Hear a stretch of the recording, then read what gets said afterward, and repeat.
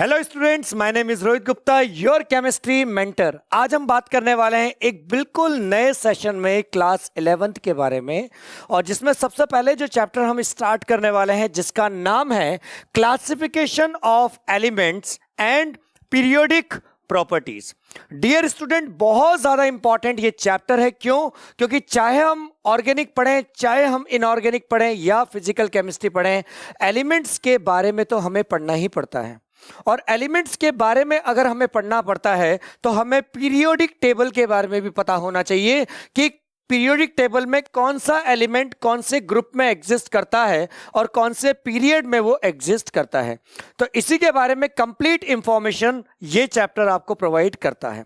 तो सबसे पहले हम बात करेंगे इसके इंट्रोडक्शन के बारे में and objective of periodic table, और क्या ऑब्जेक्टिव है, क्या इंपॉर्टेंस है, why we are using this periodic table, इसके बारे में आज हम बात करेंगे। तो आइए सबसे पहले कुछ क्वेश्चंस के आंसर दीजिए। Before going to learn this chapter, can you answer some questions? सबसे पहला क्वेश्चन आपके सामने, is alphabet necessary to learn any language? क्या किसी भी लैंग्वेज को, चाहे वो हिंदी हो, इंग्लिश हो, तेलुगु हो, मलयालम हो, किसी भी तरह की लैंग्वेज हो, क्या उस लैंग्वेज को सीखने के लिए क्या आपको अल्फाबेट्स की जरूरत होती है? क्वेश्चन है यस और नो, बताइए। बिल्कुल सही बात है, आंसर है यस, बिल्कुल अल्फाबेट तो सीखने ही पड़ेंगे। इसके बाद नेक्स्ट क्वेश्चन देखिए, क्या लिखा हुआ है? तेलुगु अल्फाबेट्स है। इसके बारे में क्या लिखा हुआ है? We need Telugu alphabets to learn Telugu, यानी तेलुगु लैंग्वेज अगर हमें सीखनी है तो हमें तेलुगु अल्फाबेट्स को सबसे पहले क्या करना पड़ता है? सीखना पड़ता है। अल्फाबेट्स हैं इंग्लिश के अल्फाबेट्स, तो देखिए we need English alphabets to learn English. बिल्कुल, जिस तरीके से तेलुगु लैंग्वेज को सीखने के लिए तेलुगु अल्फाबेट्स की नीड होती है, तो इंग्लिश लैंग्वेज को सीखने के लिए भी इंग्लिश अल्फाबेट्स की नीड होती है। आइए थोड़ा सा और आगे बढ़ते हैं। बिल्कुल इसी तरीके से based on this fact some scientist considered chemistry, क्या है? केमिस्ट्री एक लैंग्वेज है, और यहां पर जो अल्फाबेट्स हैं वो क्या हैं? वो है एलिमेंट्स। बिल्कुल सही समझा है आपने कि अगर केमिस्ट्री को हम लैंग्वेज कह रहे हैं तो इस लैंग्वेज को यानी केमिस्ट्री को सीखने के लिए हमें सबसे पहले जो जरूरत पड़ने वाली है वो होगी एलिमेंट्स। और एलिमेंट कहां प्लेस्ड होते हैं? एलिमेंट प्लेस्ड होते हैं पीरियोडिक टेबल में। ठीक है, तो आइए पीरियोडिक टेबल आपके सामने है। ये एक कंप्लीट पीरियोडिक टेबल है, ठीक है, जो कि एक पर्टिकुलर साइंटिस्ट ने दी थी, जिसके बारे में हम बात करेंगे, हेनरी मोजले के बारे में। इससे पहले भी कई साइंटिस्ट आए थे, उन्होंने इस पीरियोडिक टेबल में काफी ज्यादा मॉडिफिकेशन किए। नीचे लेंथेनॉइड होता है और एक्टेनॉइड होता है। बस आपको अभी के लिए याद रखना होगा कि ये आपकी पूरी एक कंप्लीट पीरियोडिक टेबल होती है। आइए अब आगे बात करते हैं हम नेक्स्ट सेक्शन की। क्या दिख रहा है आपको? यहां पर आपको ग्रोथ दिख रही होगी। एक छोटा सा बच्चा पैदा हुआ, धीरे धीरे बड़ा होता होता वो एक बड़ा पर्सन बन गया या बड़ा आदमी बन गया, उसकी हाइट काफी ज्यादा हो गई। क्या दिखा आपको? आपको दिखा ह्यूमन की ग्रोथ यहां पर दिख रही है, a common growth of human. Yes, बिल्कुल उसी तरीके से हमारी पीरियोडिक टेबल का भी क्या हुआ? ग्रोथ होता चला गया। In the same manner, there is a gradual growth in chemistry with the discovery of element by scientists. जैसे जैसे न्यू साइंटिस्ट नए नए एलिमेंट को डिस्कवर्ड करते चले गए, तो उनकी प्रॉपर्टी के हिसाब से हमने क्या करा? उन एलिमेंट्स को पीरियोडिक टेबल में प्लेस्ड करना स्टार्ट कर दिया। काफी ज्यादा डिटेल में हम बात करेंगे। अगर मैं 1800 की बात करूं तो सिर्फ हमारे पास 31 एलिमेंट प्रेजेंटेड थे, जबकि अगर हम 1865 की बात करें तो हमारे पास 63 एलिमेंट्स आ चुके थे। यानी कि आप समझ सकते हैं कि एलिमेंट की डिस्कवरी एक रेगुलर प्रोसेस है, एक ग्रेजुअल प्रोसेस है। कंटिन्यूअसली एलिमेंट की डिस्कवरी होती चली जा रही है और उनको उनकी प्रॉपर्टीज के बेस पे ग्रुप्स में और पीरियड में प्लेस्ड किया जा रहा है। आज के टाइम पे 118 एलिमेंट्स जो है वो डिस्कवर्ड हो चुके हैं। To understand the properties of the element easily they are classified systematically. बहुत ज्यादा इंपॉर्टेंट है। जैसे हमारे घरों में शेल्फ होती है, ठीक है। अब शेल्फ में अगर आप कोई भी बुक को कहीं भी रख दो और अगर आप उस बुक की नीड आपको होगी तो उसको ढूंढना क्या हो जाएगा? मुश्किल काम हो जाएगा, एक डिफिकल्ट टास्क हो जाएगा। और इसीलिए हमने भी क्या करा, हमने यहां पर एलिमेंट को उनकी प्रॉपर्टीज के बेस पे पीरियोडिक टेबल में अरेंज किया। मतलब ये कि जो एलिमेंट सिमिलर तरह की प्रॉपर्टीज को शो करते हैं उनको हमने सिमिलर ग्रुप्स में रखा, जो एलिमेंट डिफरेंट तरह की प्रॉपर्टीज शो करते हैं उनको हमने डिफरेंट ग्रुप्स में रखा। इसी के बारे में आगे हम डिटेल में पढ़ने भी वाले हैं। ऑब्जेक्टिव क्या है, आफ्टर स्टडिंग दिस चैप्टर, जब आप इस चैप्टर को ध्यान से पढ़ लोगे आप क्या क्या चीजों को आसानी से समझ पाओगे। सबसे पहले आप समझ पाओगे कि भैया पीरियोडिक टेबल में जो एलिमेंट्स है उनकी नीड क्यों हुई। The second point is understand the present form of the periodic table, कि आज के टाइम पे हम किस तरह की पीरियोडिक टेबल का यूज करते हैं। यस, आपको पता होगा आज के टाइम पे हम modern form of periodic table का यूज करते हैं, मगर modern form of periodic table से पहले भी तो कई पीरियोडिक टेबल बनी होगी। यस, उनके बारे में भी हमें बात करना है। Third point, classify the elements into, हम एलिमेंट को एस पी डी एफ इस तरीके से ब्लॉक्स में हम इसको डिस्ट्रीब्यूट करेंगे और इनकी जो मेन कैरेक्टरिस्टिक है, जो इंपॉर्टेंट प्रॉपर्टीज है, उनको भी हम क्या करेंगे, स्टडी करेंगे। लास्ट में हम देखेंगे understand the periodic trends in properties, यानी कि ऊपर से नीचे आने पर, यानी टॉप टू बॉटम आने पर पीरियोडिक टेबल में क्या डिफरेंसेस क्रिएट होते हैं, रेडियस में क्या फर्क होता है, आयोनाइजेशन एंथैल्पी में क्या फर्क होता है, इन सब के बारे में भी हम बात करेंगे। आइए सबसे पहले हम देखते हैं एक question, what is the basis themes of organisation in the periodic table. तो सबसे पहले जो पीरियोडिक टेबल को बनाया गया तो थीम क्या थी, थीम थी कि सेम तरह के जो एलिमेंट हैं वो सेम तरह के ग्रुप में प्रेजेंटेड होने चाहिए। ऐसा क्यों, ऐसा इसलिए ताकि उनको इजीली हम क्या करें, स्टडी कर पाएं। ठीक है, आइए इसके आंसर्स को हम देखते हैं। The basic theme of organisation of elements in the periodic table is to classify the element in periods and group. हमने एलिमेंट को पीरियड और ग्रुप्स में क्या करा, डिवाइड किया अकॉर्डिंग टू देयर प्रॉपर्टीज, उनकी प्रॉपर्टीज के बेस पे। This arrangement make the study of element and their compound simple. इससे उनकी स्टडी क्या हो गई, सिंपल हो गई, इसके साथ साथ सिस्टमैटिक स्टडी भी हो गई। In the periodic table element with similar properties are placed in the same group. जैसा हमने आपको बताया था कि वो एलिमेंट जो सिमिलर तरह की प्रॉपर्टीज को शो कर रहे हैं उनको हमने क्या करा, सिमिलर ग्रुप्स में रखना स्टार्ट कर दिया। ध्यान रखें बच्चों कि वर्टिकल जो कॉलम्स होता है उसको हम ग्रुप्स कहते हैं, हॉरिजॉन्टल जो लाइन होता है उनको हम क्या कहते हैं, पीरियड्स कहते हैं। इनके बारे में आगे भी हम डिटेल में बात करेंगे। आइए बात करते हैं कि कौन कौन से ऐसे साइंटिस्ट थे जिन्होंने पीरियोडिक टेबल में इन्वॉल्वमेंट किया, यानी कि उन्होंने कंट्रीब्यूशन किया। इस टॉपिक को बोलते हैं जेनेसिस ऑफ पीरियोडिक क्लासिफिकेशन। ठीक है, यानी कि अब हम अलग अलग साइंटिस्ट की बात करेंगे। सबसे पहले हम क्या बात करेंगे, यहां पर देखिए, why do we need to classify element. Element का क्लासिफिकेशन क्यों जरूरी है, क्योंकि अगर आपको सिस्टमैटिक तरीके से स्टडी करनी है तो आपको एलिमेंट को उनकी प्रॉपर्टीज के बेस पे आपको क्लासिफाइड करना पड़ेगा। देखिए, at present 118 elements are known. It is very difficult to study all the elements at a time. अब 118 elements हैं, उन सबके प्रॉपर्टीज भी क्या हो सकती है, सेम भी हो सकती है, डिफरेंट भी हो सकती है। अब सभी एलिमेंट को अगर आप एक साथ स्टडी करोगे तो प्रोसेस काफी ज्यादा कॉम्प्लिकेटेड हो जाएगा। इसीलिए हम क्या करते हैं, इनको हमने ग्रुप्स में और पीरियड्स में डिवाइड किया। Next point, so as to understand the properties of the element easily, ताकि हम उनकी प्रॉपर्टीज को इजीली स्टडी कर पाए। दे आर क्लासिफाइड सिस्टमैटिकली, और उनको इजीली हम क्लासिफाइड भी कर पाए, सिस्टमैटिकली उनको हम डिस्ट्रीब्यूट भी कर पाए। आइए सबसे पहले बात करते हैं जेनेसिस ऑफ पीरियोडिक क्लासिफिकेशन में कौन कौन से साइंटिस्टों के बारे में बात करेंगे। यस, सबसे पहले साइंटिस्ट आते हैं डोबेनियर, जिन्होंने लॉ ऑफ ट्रायड दिया था। आफ्टर दिस न्यूलैंड, जिन्होंने लॉ ऑफ ऑक्टेव दिया था। देन इसके बाद लोथर मेयर का कर्व है।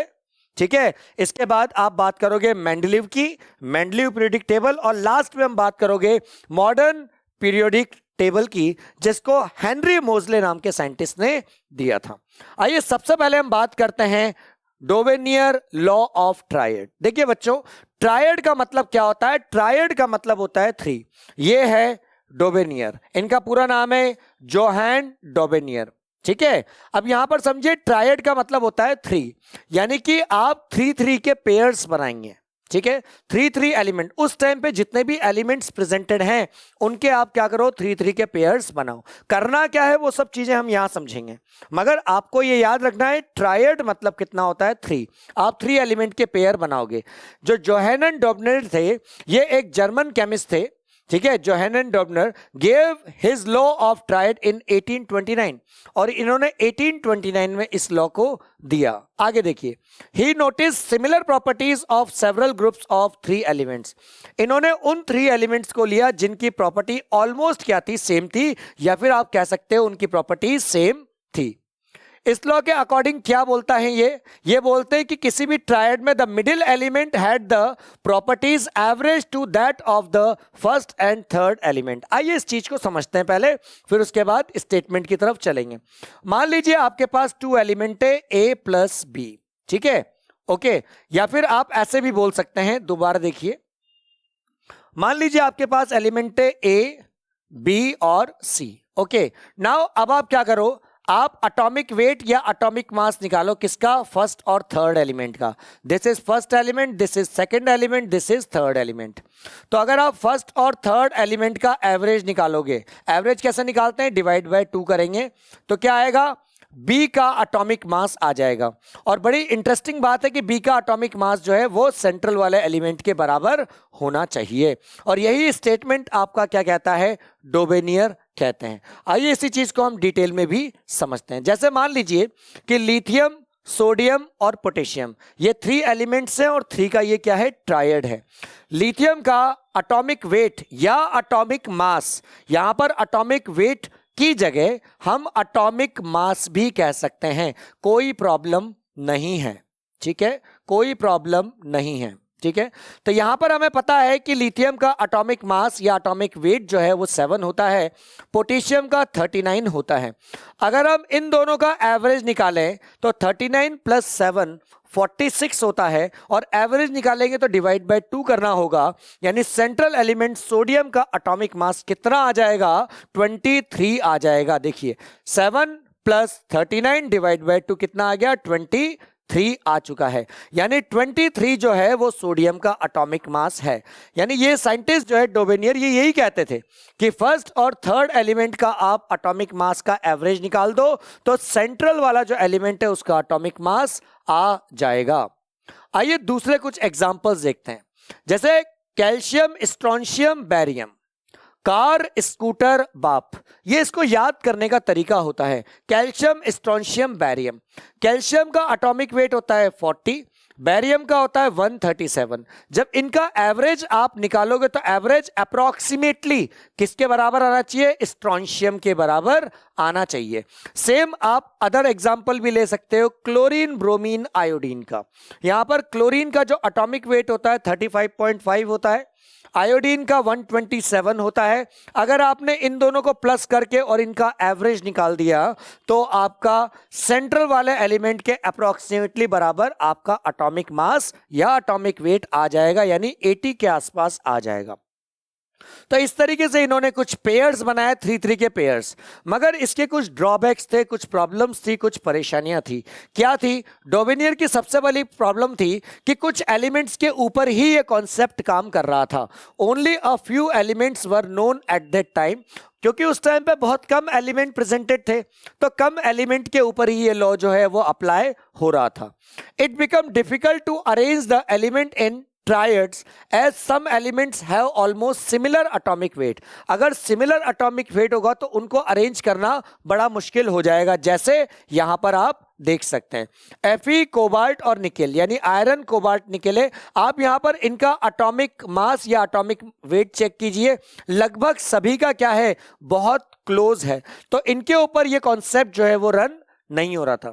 इसके अलावा एक एग्जाम्पल और है, जैसे अभी आपने पीछे बात करी क्लोरीन, ब्रोमीन और आयोडीन की, ठीक है। क्लोरीन, ब्रोमीन, आयोडीन के ऊपर ये कॉन्सेप्ट अप्लाई हो रहा था, मगर इसके ऊपर फ्लोरीन भी आता है।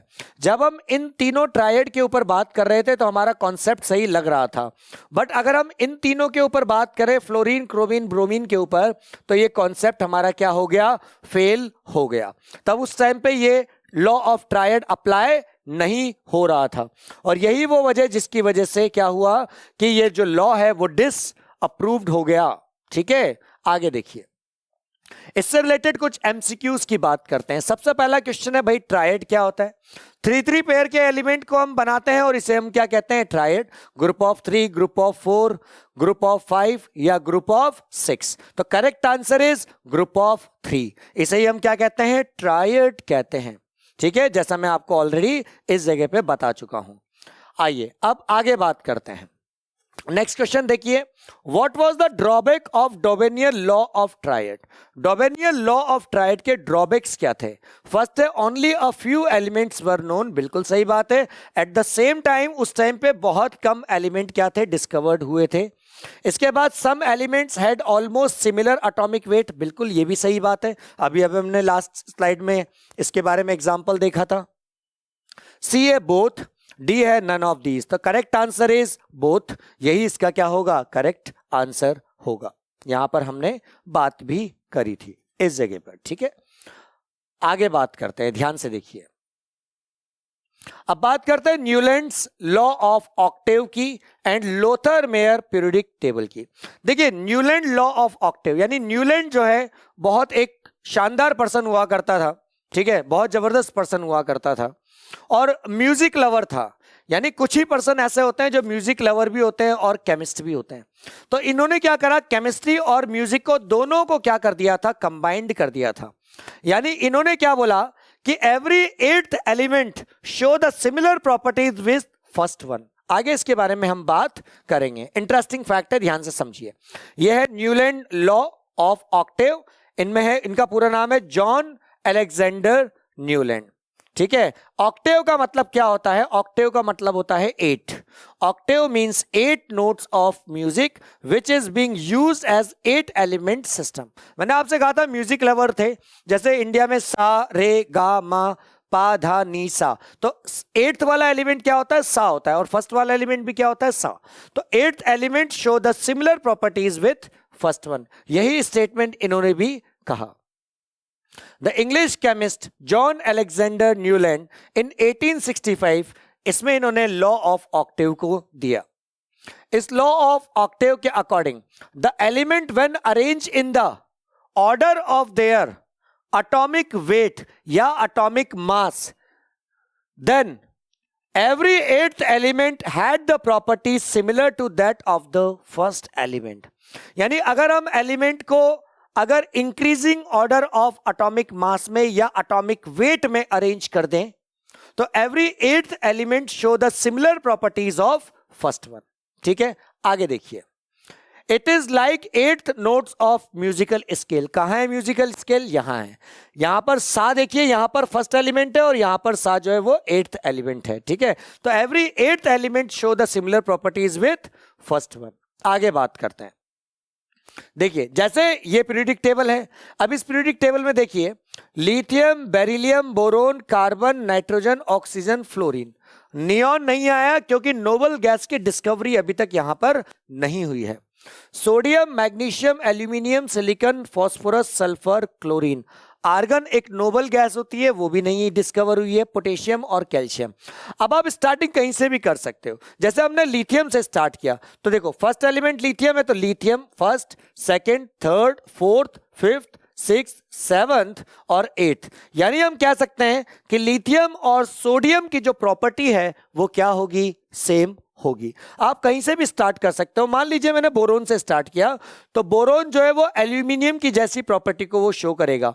तो क्यों? क्योंकि देखिए, बोरोन अगर फर्स्ट एलिमेंट है तो first, second, third, fourth, fifth, 6th, 7th, 8th। ठीक है, तो बोरोन और एल्यूमिनियम की प्रॉपर्टी क्या होगी? लगभग सेम होगी।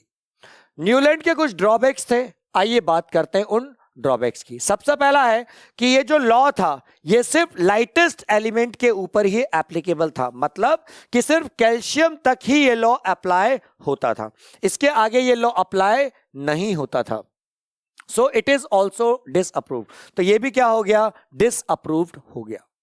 आइए अब बात करते हैं लोथर मेयर पीरियोडिक टेबल की। अच्छा, जिस टाइम पे लोथर मेयर अपनी कंट्री में डिस्कवरी करा था, उसी टाइम पे मेंडलीव भी अपनी ही कंट्री में डिस्कवरी कर रहा था।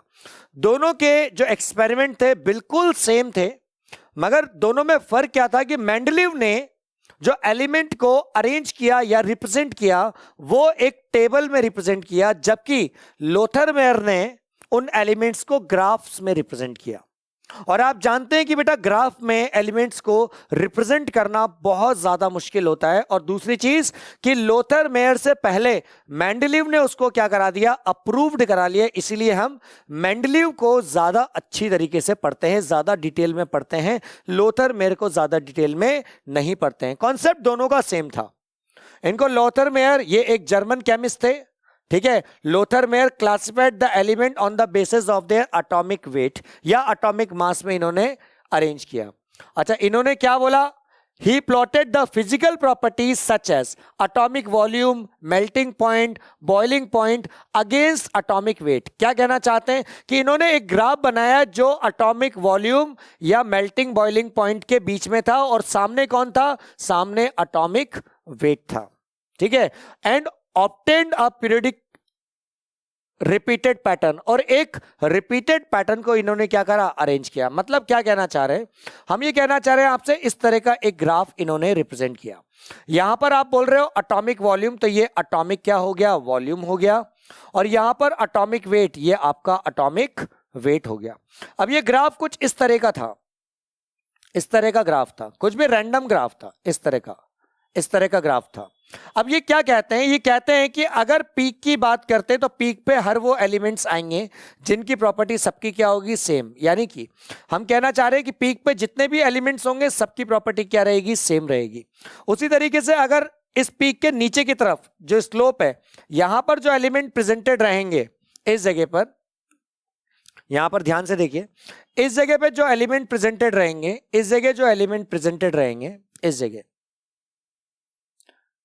इन सभी की भी प्रॉपर्टी क्या रहेगी, सेम रहेगी। अब आप ही समझिए कि अगर इस ग्राफ में, इस डायग्राम में अगर मैं एलिमेंट्स को रिप्रेजेंट करूं तो एक बहुत टिपिकल पैटर्न है। आप एग्जैक्ट नहीं बता सकते हो कि कोई भी एलिमेंट की क्या प्रॉपर्टी होगी, but it was not published, क्योंकि वो पब्लिश्ड नहीं हुआ before the work of Dmitry Mendeleev periodic table. Dmitry Mendeleev periodic table ने इसको पहले ही पब्लिश करा लिया, इसीलिए उसको ही हम डिटेल में पढ़ते हैं। ग्राफ मैंने आपको बता दिया। आइए बात करते हैं एमसीक्यू की। Newland had arrange the element in the order of their increasing. Newland की बात करो या लोथर मेयर की बात करो, increasing order of atomic weight या एटॉमिक मास में इन्होंने एलिमेंट्स को अरेंज किया था।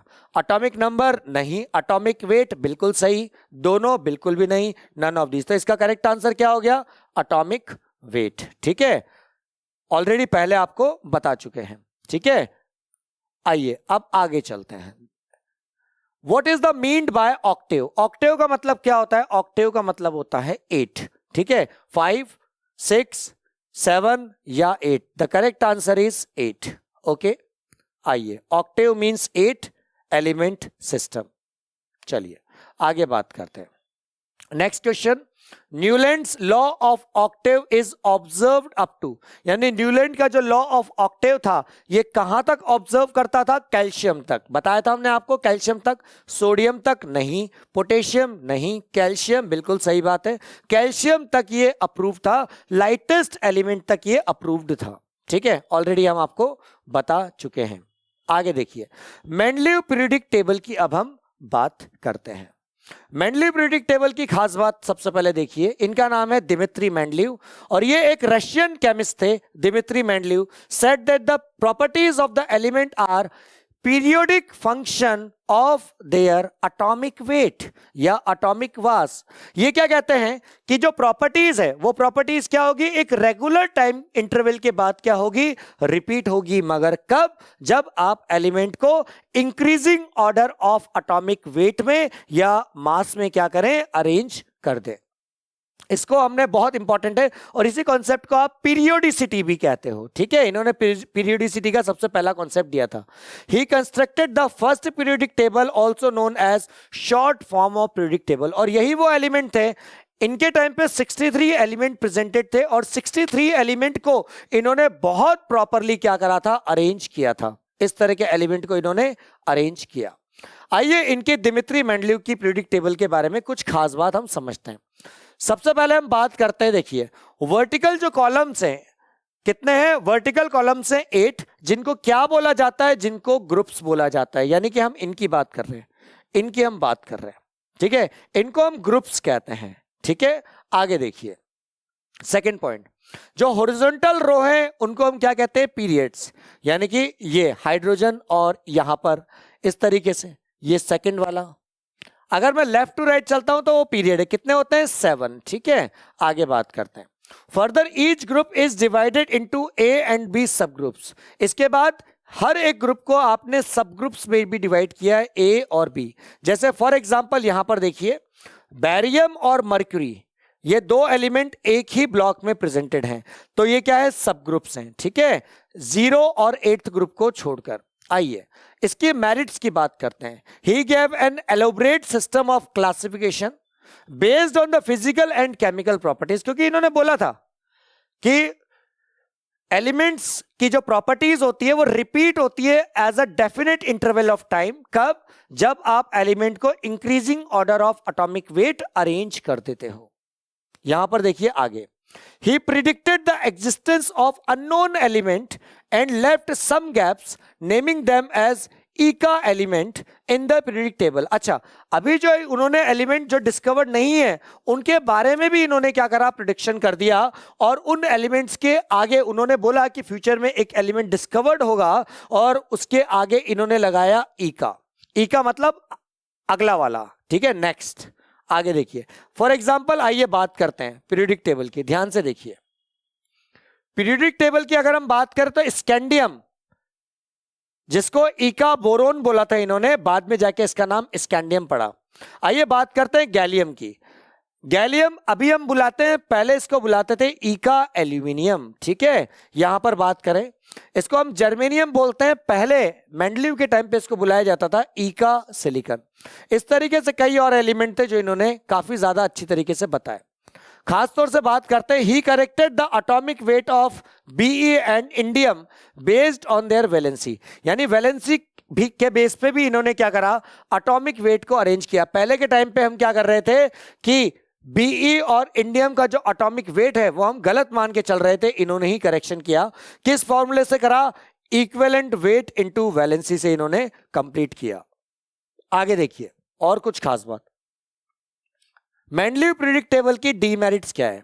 सबसे पहली डीमेरिट्स है, some elements with higher atomic weight were placed before low atomic weight element in order to maintain similar chemical nature of elements and are called inverted pair or anomalous element। अब जो Mendeleev थे 63 element उस time पे presented थे और इन्होंने represent किया, तो अब इनकी पूरी पीरियोडिक टेबल बिल्कुल सही चल रही थी, कहीं कहीं कुछ ना कुछ प्रॉब्लम था, तो इन्होंने क्या करा, एडजस्टमेंट करा। इन्होंने सोचा किसी को पता नहीं चलेगा, ऐसा करते हैं कि जिसका एटॉमिक वेट ज्यादा है ना उसको पहले रख देते हैं, जिसका एटॉमिक वेट कम है उसको बाद में रख देते हैं। भाई मेरा नाम तो हो जाएगा, मगर आगे आने वाले जो साइंटिस्ट थे वो और भी ज्यादा इंटेलिजेंट थे और उन्होंने इन गलतियों को, इन प्रॉब्लम्स को सर्च किया। देखिए मैं एग्जांपल के थ्रू बताता हूं, देखिए ध्यान से। सबसे पहले आर्गन और पोटेशियम के ऊपर फोकस कीजिए। आप क्या कह रहे हैं मेंडलीव में कि एटॉमिक वेट के इंक्रीजिंग ऑर्डर में ये एलिमेंट को अरेंज करेंगे। अगर यहां पर देखिए पोटेशियम का एटॉमिक वेट कितना है, 39.1 और आर्गन का कितना है, 40। तो आगे देखिए, इसको पहले आना चाहिए था, इसको बाद में आना चाहिए था, यस और नो, क्योंकि इसका एटॉमिक मास कम है और इसका एटॉमिक मास ज्यादा है।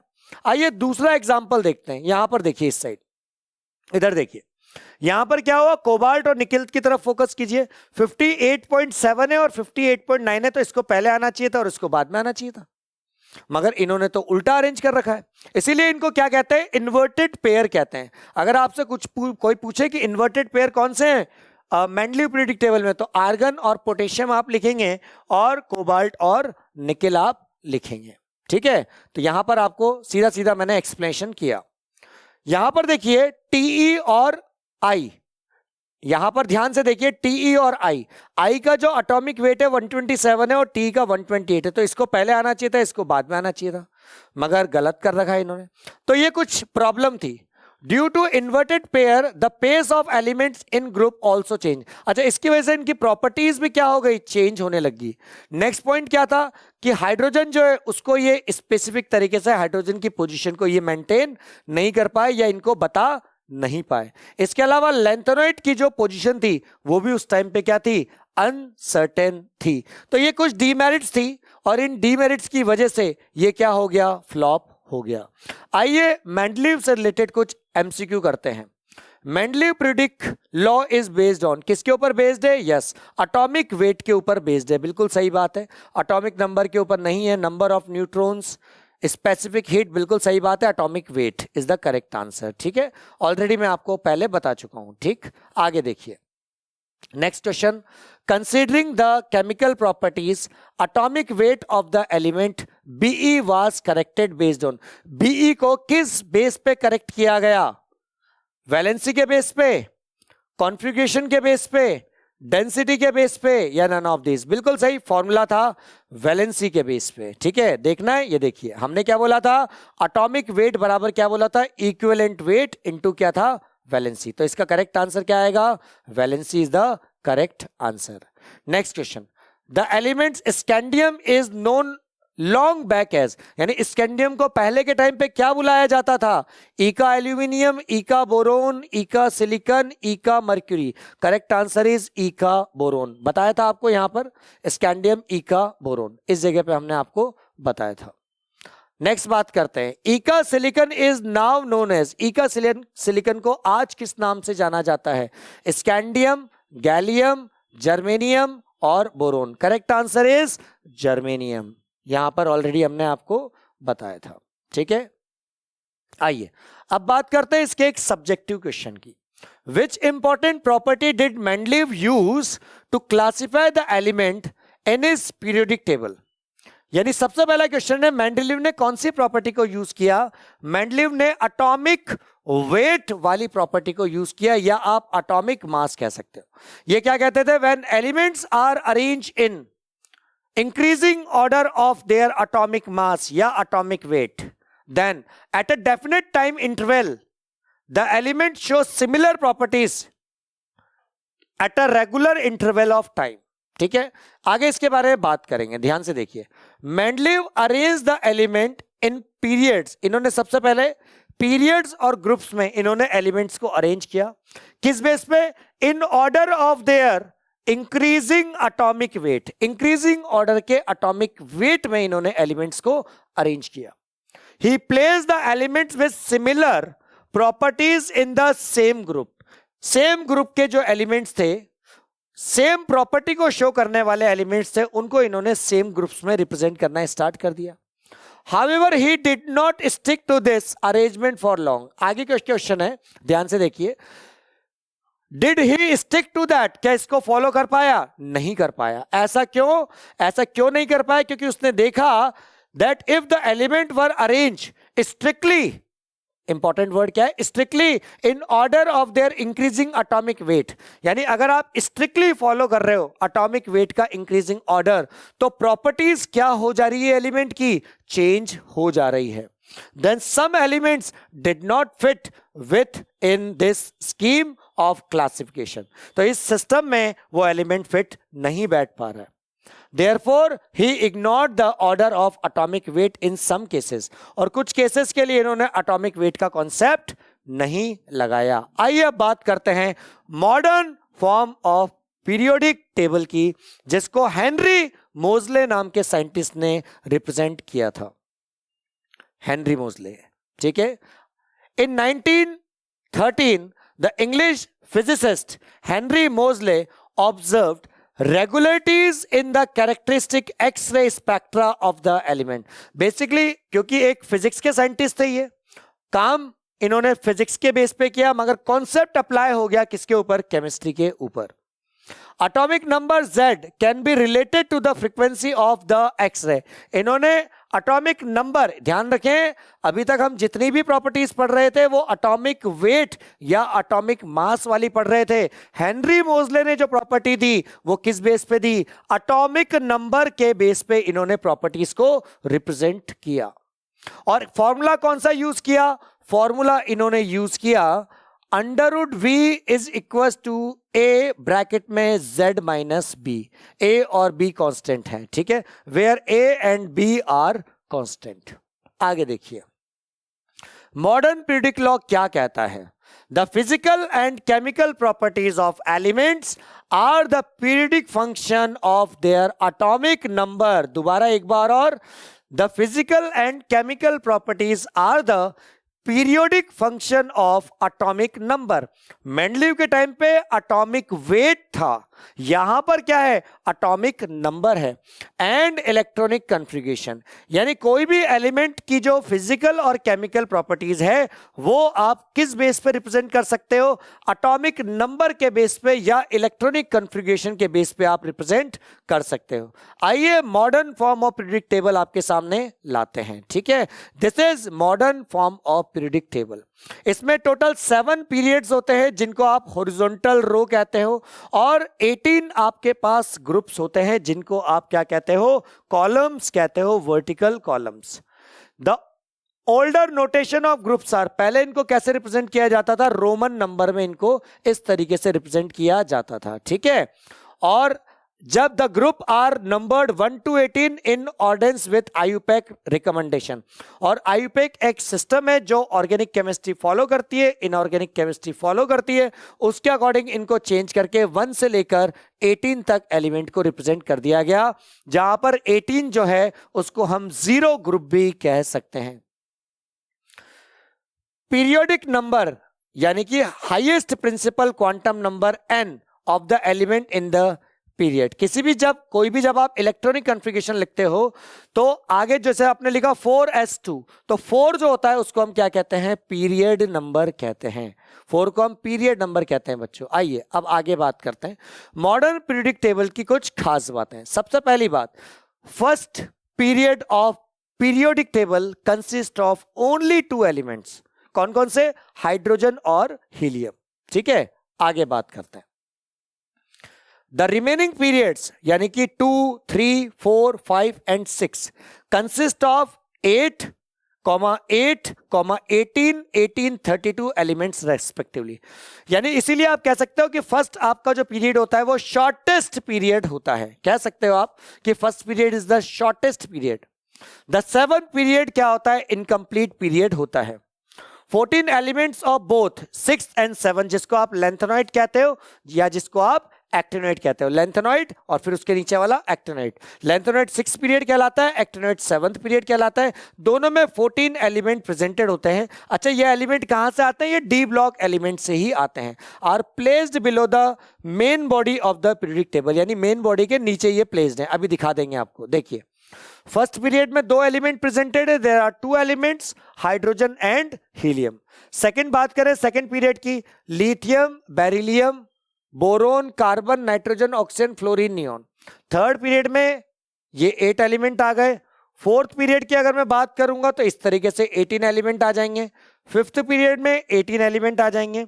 सिक्स्थ पीरियड जो होंगे इसमें 32 एलिमेंट आ जाएंगे, ठीक है। यहां पर एक बार ध्यान से देखिए, नंबर 57 से सीधा चला गया 72 पर, तो 58 वाला कहां है? ये रहा। ये 58 से लेकर 71 तक के जो 14 एलिमेंट है, मैंने इसीलिए कहा था ये डी ब्लॉक के एलिमेंट है। ये जो बीच में आपको ग्रीन कलर का पार्ट दिख रहा है ये डी ब्लॉक कहलाता है, ये एस ब्लॉक कहलाता है, इधर वाला पी ब्लॉक कहलाता है और नीचे वाले एफ ब्लॉक कहलाता है। This is lanthanoid. लेंथेनॉइड में डी ब्लॉक में 58 नंबर से लेकर 71 नंबर तक के जो 14 एलिमेंट है उनको हम लेंथेनॉइड कहते हैं। और 7th पीरियड की अगर बात करो तो देखो 90 नंबर से लेकर 103 तक ये एलिमेंट आपके क्या कहलाते हैं? एक्टिनॉइड कहलाते हैं, ठीक है। आइए अब एक क्वेश्चन हम डिस्कस करते हैं। What is the difference between the approaches between the Mendeleev periodic table and the modern periodic table? दोनों में फर्क क्या था? दोनों में एक बड़ा सिंपल सा फर्क था। वो क्या था कि जो मेंडलीव पीरियोडिक टेबल है वो किसके ऊपर बेस्ड थी? एटॉमिक वेट के ऊपर बेस्ड थी। ठीक है, the physical and chemical properties are the periodic function of atomic weight या एटॉमिक मास। जबकि अगर आप modern form of periodic table की बात कर रहे हो जिसको हेनरी मोज़ले ने दिया है, तो उस स्टेटमेंट के according the physical and chemical properties are the periodic function of atomic number. दोनों में ये फर्क है। अगर आप मेंडलीव की बात कर रहे हो, एटॉमिक मास की बात कर रहे हो या एटॉमिक वेट की बात कर रहे हो, अगर आप modern form of periodic table की बात कर रहे हो तो आप एटॉमिक नंबर की बात कर रहे हो, यानी कि Z की बात कर रहे हो। आइए आंसर को देखते हैं। The atomic weight is the periodic function to Mendeleev and atomic number is the periodic function to modern periodic table. ये चीज मैं आपको डिटेल में भी बता चुका हूं।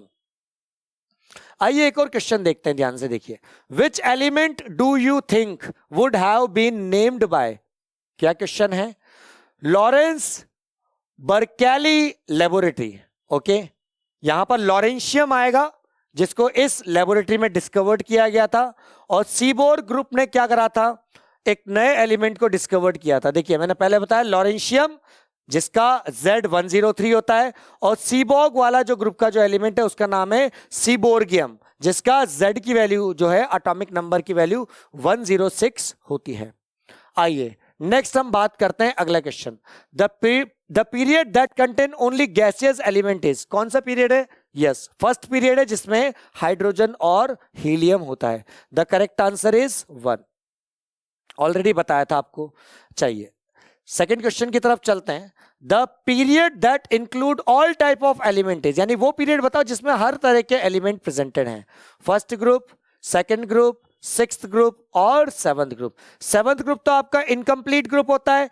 Correct answer is sixth group. यहां पर टोटल 32 एलिमेंट प्रेजेंटेड होते हैं। ठीक है, आगे देखिए नेक्स्ट क्वेश्चन की बात करते हैं। The longest and the shortest period are, longest period बताया था मैंने और शॉर्टेस्ट पीरियड भी बताया था। तो क्या है, लॉन्गेस्ट पीरियड तो 6th है, शॉर्टेस्ट पीरियड 1st है, यानी कि करेक्ट आंसर क्या हुआ, सी इज द करेक्ट आंसर। ठीक है, ऑलरेडी मैं बता चुका हूं, ध्यान से देखिए। आइए नेक्स्ट क्वेश्चन की तरफ चलते हैं। The atomic number of nitrogen is 7। ठीक है, नाइट्रोजन का एटॉमिक नंबर 7 होता है। The atomic number of the third member of the same family, तो सेम फैमिली के थर्ड मेंबर का क्या होगा भाई, जरा चेक करें। 23, 15, 33 या 51। तो करेक्ट आंसर इज 33। ठीक है, नाइट्रोजन चेक करो कहां है, ये रहा नाइट्रोजन। अब आपसे क्या पूछा है, आपसे पूछा है थर्ड मेंबर, क्या पूछा है, थर्ड मेंबर पूछा है सेम फैमिली का। तो देखो फर्स्ट मेंबर तो ये वाला, second member, third member, third member का नंबर कितना आया, 33 आपका नंबर आ गया। डन। आइए अब बात करते हैं सब्जेक्टिव एक क्वेश्चन की। व्हाट इज द, अभी तक जितना पढ़ा है हमने ना मेंडलीव और मॉडर्न पीरियोडिक लॉ के अकॉर्डिंग, उसके बेस पे हमें एक क्वेश्चन को डिस्कस करते हैं। What is the basic difference in approach between the Mendeleev periodic law and the modern periodic law. दोनों में क्या डिफरेंस था, ऑलरेडी बता चुके हैं कि मेंडलीव पीरियोडिक लॉ किसके ऊपर बेस्ड था, एटॉमिक वेट के ऊपर बेस्ड था। मॉडर्न पीरियोडिक लॉ किसके ऊपर बेस्ड था, एटॉमिक नंबर के ऊपर बेस्ड था। तो आंसर है ये वाला। Mendeleev periodic law states that the physical and chemical properties are the periodic function of atomic weight या एटॉमिक नंबर। जबकि अगर आप modern form of periodic table की बात कर रहे हो तो आप क्या बोलते हो, the physical and chemical properties are the periodic function of atomic number, यानी कि Z। यही चीज यहां पर लिखी हुई है। So dear student, this was your lecture. मिलते हैं बहुत जल्दी नेक्स्ट वीडियो में, तब तक thank you so much for watching this video.